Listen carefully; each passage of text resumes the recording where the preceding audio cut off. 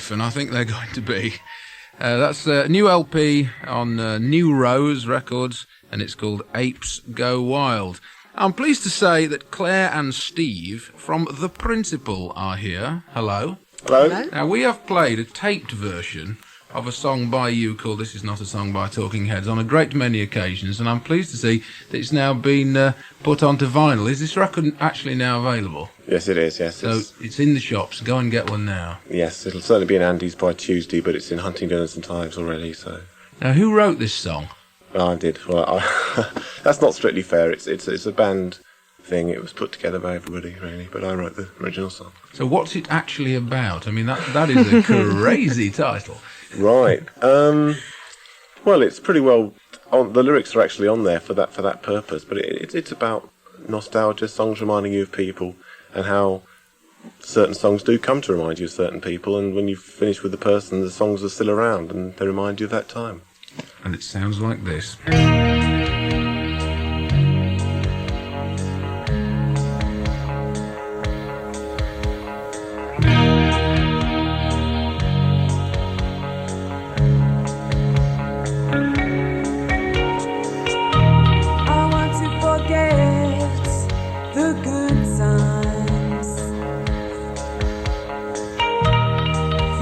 Unwelcome in your room. Where I chose the records, you call the action.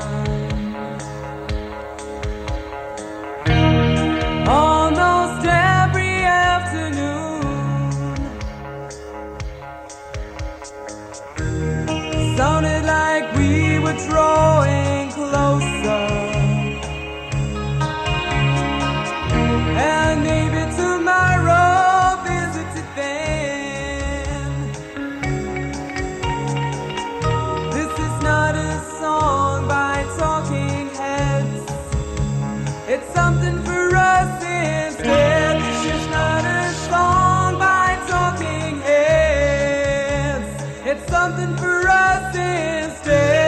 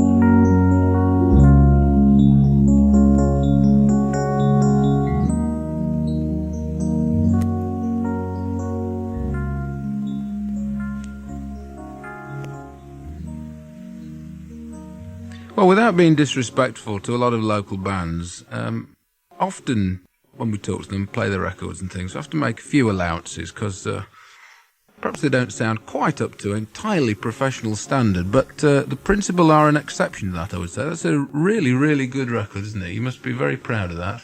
Well, yeah, it's a good time to thank the people that have been involved in getting it that good, namely... He's been watching the BAFTA Awards. Gareth Stewart's got a great studio over in Hilton, and he spent a lot of time with us and did us a lot of favours on that. And as you can hear the result, yeah, we're very pleased. Who's the sort of engineering wizard who worked... Because that's not just a song. There's a lot of clever mixing going on in that, isn't there? Well, believe it or not, it's a band thing. We were all up till all hours in the morning throwing ideas around, and that's the end result. So. It was sort of a case of staggering out the studio at 5 o'clock in the morning, Oh, yeah. saying, we want to do this for a living. But yes, it was. It was very much a joint effort. And often, I think, it tends to happen with a lot of musical things. The best things often happen by accident. And a lot of what goes on in there was an accident, but it just turned out very well. Is that a song that you've been playing together for a long time? Yes, it's something we've done since the very first gig we did, which was... What, about a year ago? About 50 years ago. Yeah, it's about a year ago. We did it the first gig, and we've been doing it ever since. And obviously that's one of the main reasons it was put out on the single, because it's always been something people have commented on. It's often a good idea to do that, isn't it? Because big and famous bands, of course, never have the luxury of being able to record a song that they've been used to playing for a long time, because it's in the nature of the business that you have to make your album, then you take it out on the road. And that... I would think does benefit, doesn't it? That I'm song, sure it from the must. fact that Wouldn't you mind know the it problem, really well. So you were saying you've been together. That's quite a long time, actually, by local band standards. So how did it all start? Well, I mean, I told this story. Like, originally, Ray wanted to work with Claire, and I wanted to get a band together in Huntingdon. And the two we crossed over because I knew Claire, and it was as simple as that. We just decided to go ahead as a unit. And who is this Ray you've mentioned? Ray Mumford, our manager, who's been in from the start and done a great deal to help us. And has done all of the artwork on the sleeve. That's why it looks as good as it does. And taken none of the credit, incidentally. So we're doing it now. So, Claire, what was your background before singing with this band? The Bath, mainly. That was about Really? it. Yes. It's the only place I'd ever sung before. I'd never done any even remotely professional singing. I still find it quite astonishing to have got to this stage now with a single out. It seems amazing to me, but I had to work quite hard because the others obviously had all been in bands before. I had done a lot of work, even live work, so I had a lot of catching up to do. I think I'm just about catching up with you now, aren't I? Well, we've got something to tell you. Thank you. But there's more to being the singer in a band than just being able to hold a tune. I mean, you've got to actually perform. That's to right, be enough. yes. That's what I'm learning as I'm going along. You're quite right. Just singing to an audience doesn't work at all, and I think that's a problem for a lot of bands. You've got a brilliant voice or whatever, brilliant visual image, but it doesn't necessarily work. You've got to have some sort of communication, and I think that's probably one of the most difficult things. If you've got a difficult audience or an audience that's not responding, not to let it come through in your singing. You've got star quality earrings, haven't you? Absolutely. Do you want to hear them? Give them a rattle. Oh, they're lovely. Let's hear another track from this 12-inch single by The Principle. The one you heard was the A-side, but there are two tracks on the B-side, and this one's called Nursery Crime. Nothing to do with Genesis.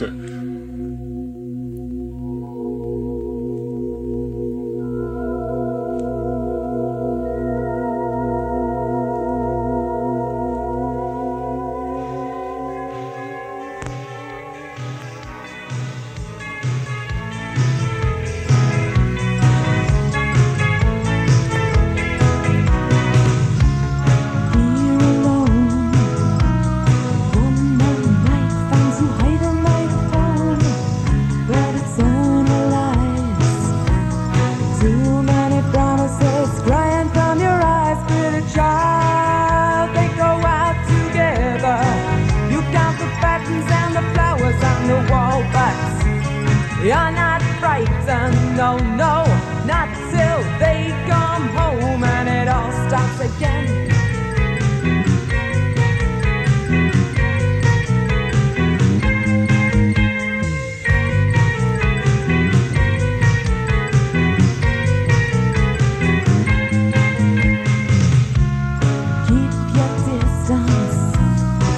Your best friend is a puppet clown, intense and discontent. Scream and your world comes tumbling down.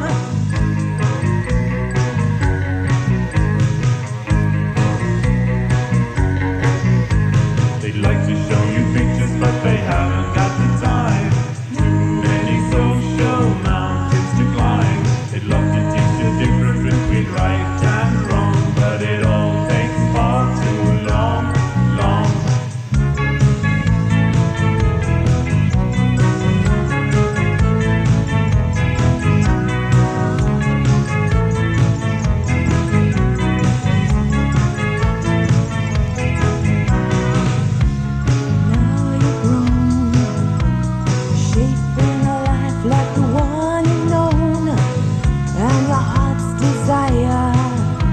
You're sleeping with another and your mind's on fire. What went wrong? Where's the justice in a life so long? And people's hearts, once so caring, now so far apart.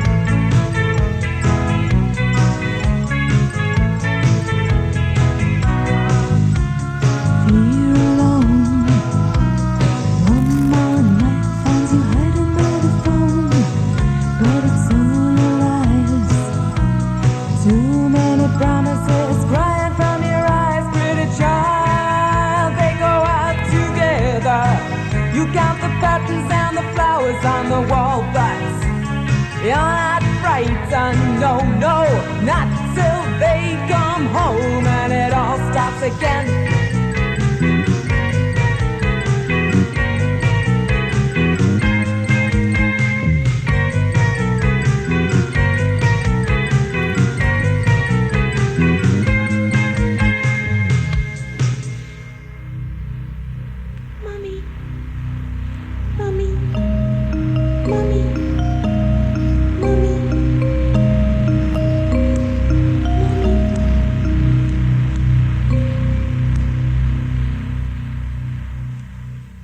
That's the principle.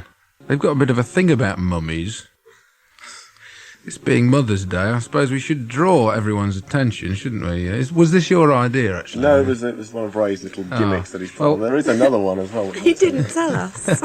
The manager has a very wacky sense of humour. Apparently, because the record was supposed to be released on Mother's Day, which is today, if you turn the sleeve upside down and read very carefully along this little strip of pictures, You it can do says this at home. HELLOMUM, which of course says, you're right, hello Mum. Well, that was Nursery Crime. Another one of your songs, Steve. That's right, yes. Yeah, most of the recorded material from the early stages is mine, and now it's much more of a joint effort as we're all writing, but the initial impetus was me because I was getting the band together in Huntingdon. So here you are with a 12-inch record that looks and indeed sounds very professional. Where are you going to take it from here? Well, it's available to buy for anyone that wants it, of course, but we'll be using it as a promotional thing, as one step above a demo tape. It'll be going everywhere. Publishing companies, distributors, record companies, radio stations, anywhere we'd be looking to get some sort of benefit and get one step ahead. What about gigging? Gigging, we're looking out of the area now. Ray's got various contacts around East Anglia. Can I say Radio Broadlands here without you all going, ooh? Don't know what he's talking about, I won't say Radio Broadlands again then. No, we had a session over there, went down really well, and so we were hoping to get out there pretty soon, and over in the Peterborough area as well. Mm-hmm. And eventually London, when we think we're ready to handle London and everything it brings with it. Is it useful having a manager? Yes. Is it useful? Very. It's If great. you'd seen my artwork, You would know why it's useful. No, he's very, very good. It's nice to know when you're working all week on songs and things, and you just turn up at the weekend and everything else has been done. People have been phoned, posters have been got ready. Everything like that has all been sorted out for you in the business side of things. Something you don't have to worry about. It doesn't starve you so much, and you don't get so many conflicts and tensions building up. Because managers, they're a strange bunch, aren't Yes. they? Well, he's not really a manager. He's more like the sort of seventh member. Yeah. That's the thing. He's been there since the start, so it's sort of mucking in. It's, Sort of a Brian Epstein for you. It is Oh, difficult. God. I mean, we realise that we're very lucky as far as Ray goes. There's no sort of, he takes decisions for us and we don't hear anything about it, apart from putting Helen Mum on the sleeve, which is a different matter. But he's very good. And you see the problems that other bands have with their managers, with them running off with money or saying that they've got gigs for them and then not having anything at all, you know. So as far as he goes, he's very good, and he's good for the band as well. I'm sure he's also heard all the objective. stories about managers who launch bands on successful careers ending up with no money because the band have run off with all the money. We wouldn't do that, would Not we? at all. he's actually said since day one that if ever a manager came up and it was going to be a better proposition for us, then fine. There would be no qualms about it. He'd say, yes, of course, we don't want that. He won't believe us, but he's quite prepared to hand us over. if As he anyone is a better. good manager, I'm sure he'll be looking at his watch roundabout now, thinking, wait a minute, this lot are on at the Burley Arms in a few minutes. For people who will get to see you, either tonight or at some other gig, are these tracks that we're hearing tonight, do they suggest what you actually sound like live, or is the live sound tougher? Well, we've come on a fair bit, and it'd be nice to see their opinion, really. Yeah, I mean, they were recorded last year, the tracks that are on there, and obviously it's taken time to get the single out. So, you don't know how much time, but still. Obviously, the newer material it's got a, I suppose, punchier feel to it, is probably the best way of putting it. But certainly, that feel is still there in all of our music. It's a very definite sound, I think. I've got 2 copies of it here. Am I allowed to keep both of these? What a question to ask. Well, ask Ray. We don't make decisions like that. Well, I'll assume that I am. Let's do a competition. Let's give one away on the telephone right now. All right. Cambridge 315444. I'm going to make this really easy. You can have this record by the Principal if you can remember the name of the other group mentioned in the A side of their song. That couldn't be easier, could it really? 315444 in Cambridge. If you can tell us the name of the other group mentioned in the Principal's song that is the A side of that 12-inch single. 315444, first person who rings gets the record, and we're going to hear this other track, which is I Can Tell. Is this like the others, written by you and worked on by the rest of the The band? Monopoly, yes, it stalls. Right, here it comes. The Principal. Ah, better still, The Principal.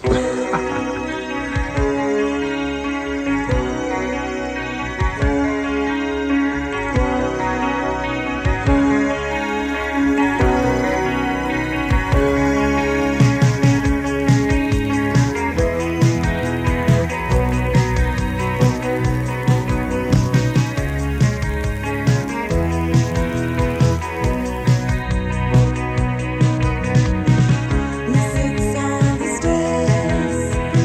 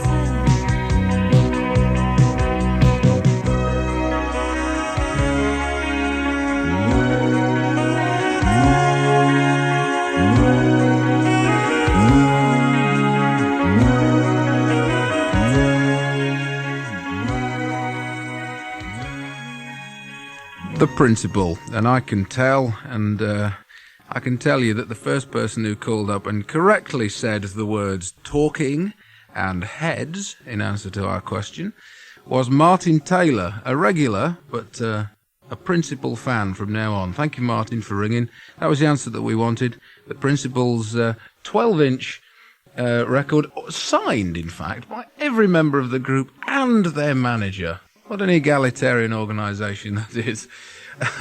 We'll be waiting for you, Martin, if you'd like to come in and pick it up.